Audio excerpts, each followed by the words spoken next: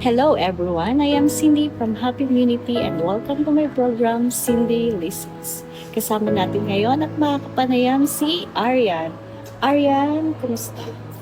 Okay naman po. Kakatapos lang namin mag-box ngayon. Pagkatapos ng mag-box, pumunta kami sa church. Every Sunday yun talaga yung ginagawa ko, church. Tapos, yun, sa mga park, tambay, and then, uwi na. Tapos, Gaano ka nakatagal na nang yung ibang bansa? 7 months pa lang. Maari ba namin malaman yung 7 months mo? Ano yung naging struggle mo?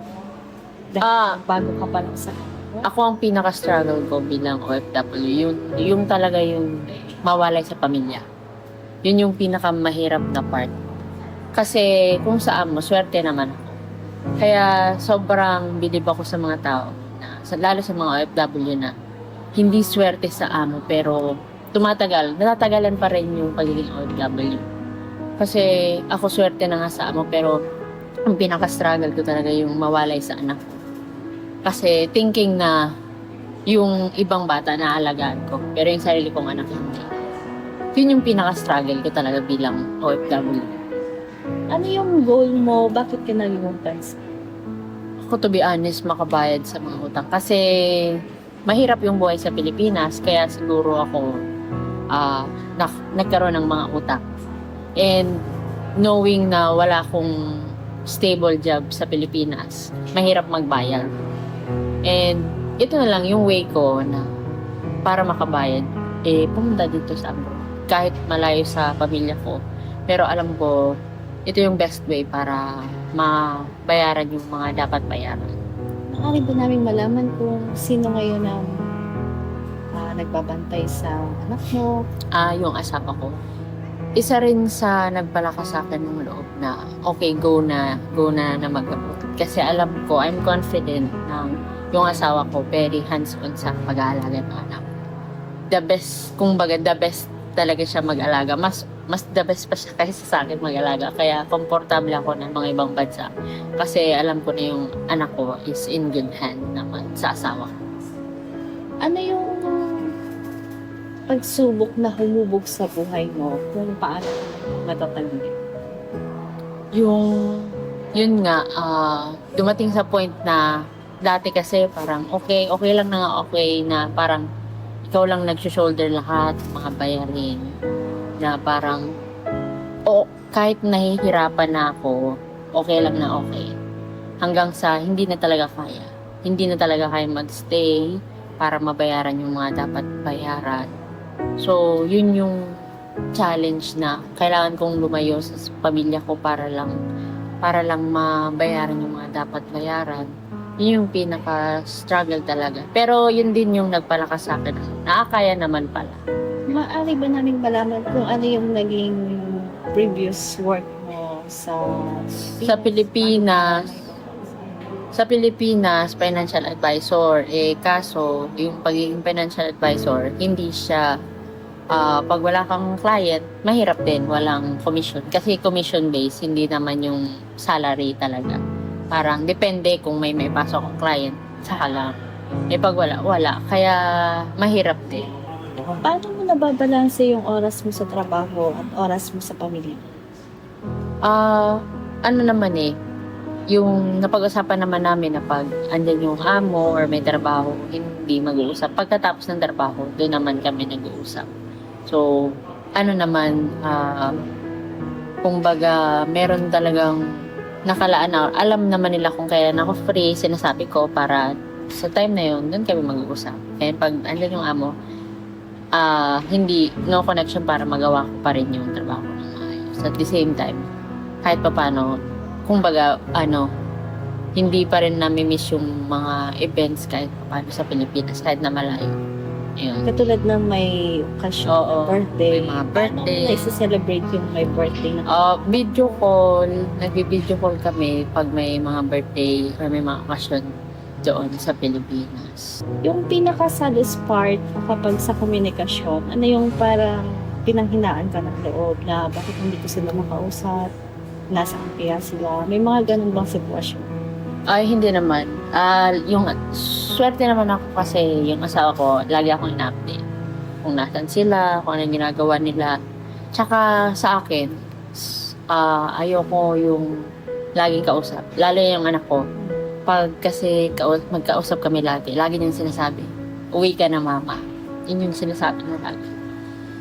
Kaya para na rin makatulong sa kanya kasi ramdam mo din naman na yung sakit na mawalay nga sa anak. Kasi OFW din yung mama ko.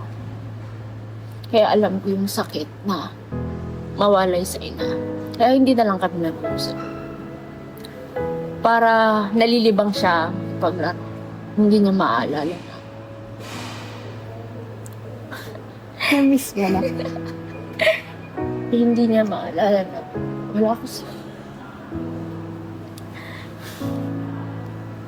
Na-miss mo na. Mm-mm. Kaso, kailangan kong tapusin. And soon naman magkakasama ko. Para sa kanya. Para sa kanya. Yung lahat ng sakripisyo. Tsaka I know someday na magkakasama din naman. Tiis-tiis lang. Ngayon tiis-tiis lang. Time will come na magkasama-sama ulit. Yun. Kung meron kang gustong ibahaging payo sa ibang mga gustong mga ibang bansa, katulad bilang magulang, di ba, na mawawalay ka sa anak mo, sa mahal mo sa buhay, ano yung pwede mong may advice sa mga gustong mga ibang bansa? Ano lang, hindi talaga madali kasi ako, pangarap ko dati mag-Hong Kong, pangarap ko dati mag-abroad.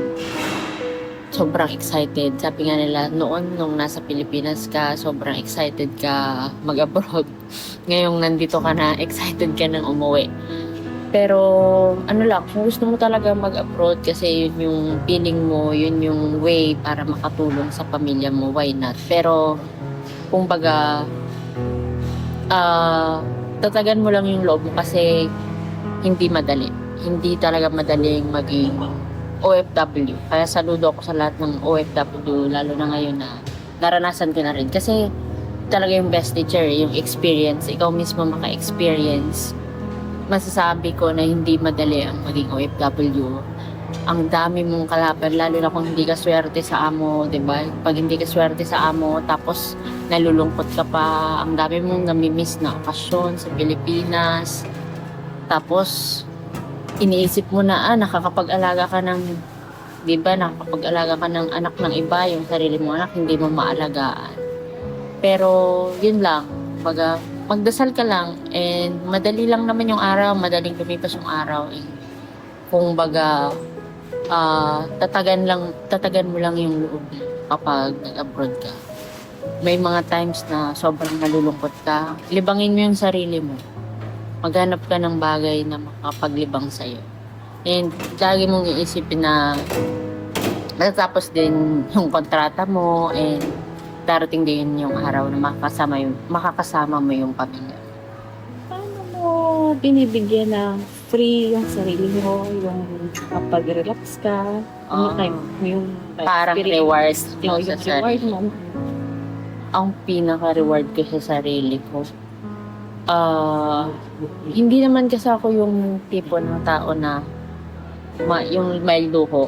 Hindi, masaya na ako. Chocolate lang, masaya na ako. And ang way ko pag-relax, nanonood ako ng basketball. Since basketball fan talaga ako. Yun yung way ko para i-relax yung sarili ko. Yun lang. And mga material na bagay. Masaya na ako madali akong mapasaya. Madali, parang okay na ako sa linggo nga kapag off, sisimba, tapos tambay sa park, ganyan, tapos uwi na. Ganun lang. Kung may mensahe ka para sa mga mahal mo sa buhay, sa anak mo o sa asawa mo, ano yung gusto mong sabihin sa kanila? Yun lang, lagi silang mag-iingat kasi malayo ako. Yun yung ko. And pinagpipray ko naman yun lagi na sana safe sila lagi. Kasi wala nang rason kung, di ba, kung hindi sila safe, parang walang reason na yung pagpunta ko dito. Meron kang gustong achieve habang nandito ka sa ibang bansa? Ano yung gusto mo achieve? Ako, mapupunta lang sana yung mag-ama ko dito. Yung bakasyon dito sa Hong Kong. Parang ano kasi din yun. Yung makapunta ng Disneyland yung anak ko, makapag-ocean park, ganun. Yun lang yung dream ko eh. Hindi naman ako nagdi-dream talaga ng sobra-sobra sa buhay. Balikan natin yung bilang Financial financial advisor. advisor. Kasi hindi naman ligid sa atin na talagang mahirap mag-budget. Oo. Mahirap yung gastos dito, gastos mo. Hmm.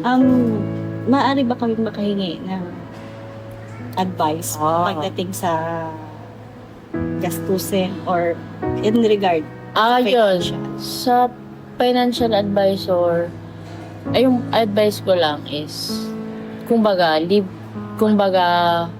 ba tayo, gastos lang ng gastos, bago mag-iipon, dapat ipon ka muna, iset aside mo yung ipon mo every month bago yung gagastos ka. And dapat pag nag-off ka, huwag mong dadalhin lahat ng pera mo. Dapat may nakaseta ka na, 100 per off, ganyan. Hindi naman masama na i-treat mo yung sarili mo kasi pinaghirapan mo din naman yan. Pero at the end kasi pag sobra yung gastos mo, ikaw din naman magsasuffer. Kaya dapat, kumbaga, disiplina talaga eh. Set aside mo na yung, for example, may certain budget ka lang na pag, ganito lang gagastusin ko. Pag yun lang yung dala mo, pag halimbawa may gusto kang bilhin, wala na gunan lang yung pera mo, hindi ka mapapabili. Oo, hindi ka mag-a-attempt, hindi ka matitempt kasi, balikan ko na. Pag binalikan mo, wala na. Parang, minsan kasi, iba yung wants sa needs, di ba? Minsan, parang, dala lang ng, uso, sunod sa uso. Wala namang masama kung kaya mo. Pero kung hindi mo naman kaya, bakit mo pipilitin? Diba? Para lang, mag-show off. Diba? Yun. And, din, kumbaga, paghandaan mo din yung future din talaga. Importante din yung may mga insurance ka. Na, paano pag magkasakit ka, sino magbabayad? Pag nawala ka, sino yung magpaprovide para sa pamilya mo? Yun, importante din talaga yung meron kang life insurance. Kasi, pag namatay ka, yung mga bills, patuloy yun eh. Yung pag-aaral ng anak, patuloy yun eh. Sinong magpaprovide? Lalo kung ikaw yung breadwinner. Tsaka, habang meron ka pang trabaho, habang malakas ka pa, magtrabaho, mag-ipon ka din para sa future mo. Kasi, hindi habang buhay malakas. Pag nag-retire ka naman na sa pagtatrabaho mo, yung trabaho mo lang yung tumigil, pero yung mga bills patuloy yun. Yun. Salamat, Arian, sa pagpapaunlak sa amin na ikaw ay aming makapanayam. Thank you po sa Happy Community sa oras na inilaan nyo para ma-share ko din yung experience ko bilang OFW dito sa Hong Kong.